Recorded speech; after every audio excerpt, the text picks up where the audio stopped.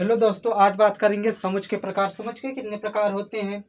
पहला है शून्य सदिश। शून्य सदिश क्या होती है? तो पहले बात करेंगे शून्य सदिश। शून्य सदिश की परिभाषा यहाँ पे लिखी है। ऐसा सदिश जिसका प्रारंभिक एवं अंतिम बिंदु संपाती हो शून्य सदिश कहलाता है। इसे जीरो वेक्टर से निरूपित करते हैं। इसकी दिशा परिभाषित नहीं होती है। इसका परिमाण शून्य होता है। अब परिमाण शून्य कैसे होता है और दिशा परिभाषित नहीं होती? अगर ये कोई बिंदु है तो इसकी दिशा परिभाषित होती है। इस बिंदु की दिशा चारों तरफ जा सकती है, नहीं पता कि किधर जाएगी इसकी दिशा, इसलिए इसकी दिशा परिभाषित नहीं है। परिमाण शून्य कैसे है? परिमाण शून्य इसलिए है क्योंकि ये अंतिम बिंदु और प्रारंभिक बिंदु दोनों संपाती हैं, एक ही बिंदु की है, इसलिए इसका परिमाण शून्य होगा। धन्यवाद दोस्तों, आगे बात करते हैं। उदाहरण है, पहला उदाहरण है, एक त्रिभुज ले लेते हैं। ये कोई त्रिभुज है, इसको मानते हैं ए बी सी। अब कोई व्यक्ति ए से चलता है और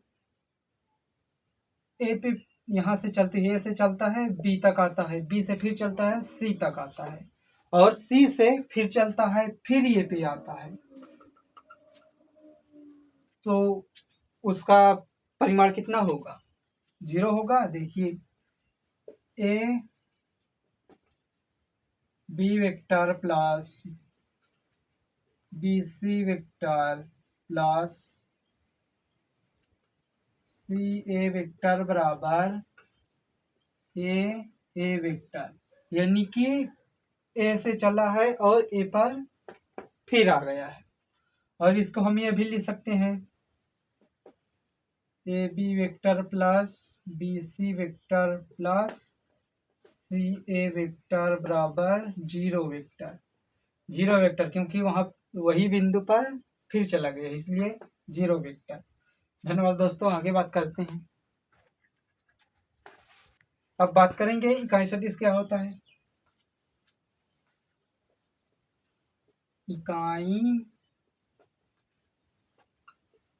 सदिश, दूसरी हेडिंग है इकाई सदिश।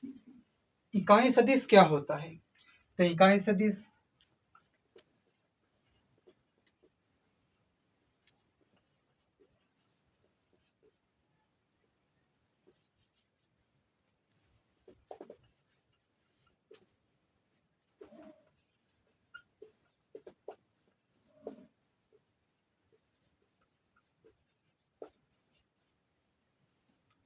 ऐसा सदिश जिसका परिमाण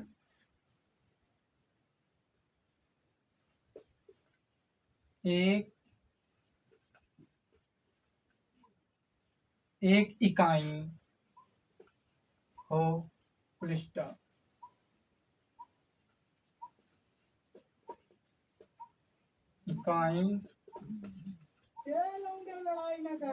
सदिश कहलाता है।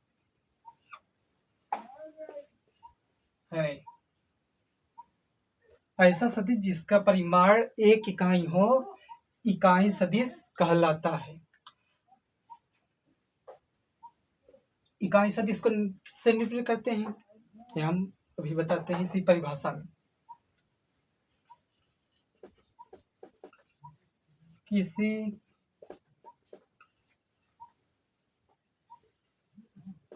किसी दिए हुए सदिश की किसी दिए हुए सदिश ए वेक्टर की दिशा में इकाई सदिश को एकन से दर्शाया जाता है। किसी दिए हुए सदिश ए वेक्टर की दिशा में इकाई सदिश को एकांश से दर्शाया जाता है। तो यहाँ से शुरू से फिर पढ़ते हैं। परिभाषा समझ में आ गई जिसके, तो इकाई सदिश अच्छे से आपसे अब बना लेगा। और परिभाषा समझना है, ऐसा सदिश जिसका परिमाण एक इकाई हो, इकाई सदिश कहलाता है। किसी दिए हुए सदिश ए वेक्टर की दिशा में इकाई सदिश को एकांश से दर्शाते हैं। अब जैसे ऐसा सदिश जिसका परिमाण एक इकाई हो, तो एक सदिश ले लेते हैं। ये कोई सदिश है ए वेक्टर, और इसका परिमाण मान लेते हैं 5 है। इसका परिमाण 5 है। अब इसको 5 भागों में बांटना है। 1 2 3 4 5। 1 2 3 4 5 भागों में बांट दिए हैं। अब यही एक भाग जो होगा वही कहलाएगा एक इकाई। एक इकाई में 5 भागों में बांट दिए, एक इकाई कहलाएगा। ये कितना है? एक इकाई। इसी को क्या कहेंगे? एक है। अब इसको दे देते हैं A B C D. A B vector बराबर एक है। अब कोई पूछता है ए सी वेक्टर बराबर कितना होगा, तो ए सी वेक्टर बराबर 2a n।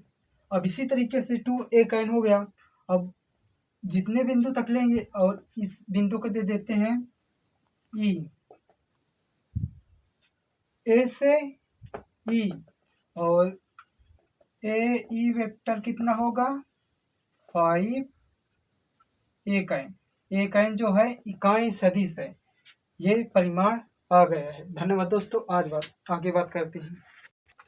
वेक्टर है ए वेक्टर, इसका परिमाण, किसी के परिमाण को मॉड ए वेक्टर से दर्शाते हैं।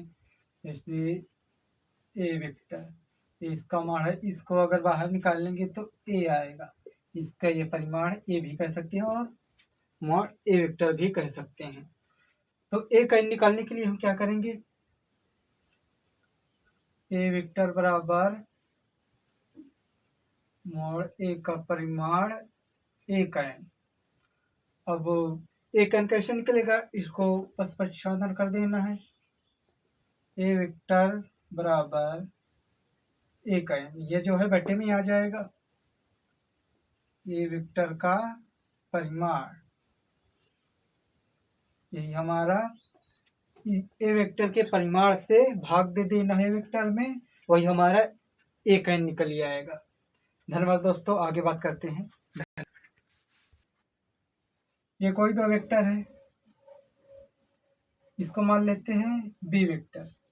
ये आपस में समांतर है। ए वेक्टर कामा बी वेक्टर आपस में समांतर हैं। आपस में समांतर है। तो जब आपस में समांतर होंगे तो ए वेक्टर बराबर ए का परिमाण एक है, ये लिख सकते हैं। और जब ये ए के समांतर है बी वेक्टर, तो इसको ये भी ले सकते हैं ए वेक्टर बराबर ए का परिमाण बी का n। बी का n जो है एक इकाई है, इकाई सदिश है, और इकाई सदिश ए भी है। इकाई सदिश से गुणा करेंगे, कोई फर्क नहीं पड़ेगा। तो ये आंसर। धन्यवाद दोस्तों। आज यहीं तक बात करते हैं। धन्यवाद।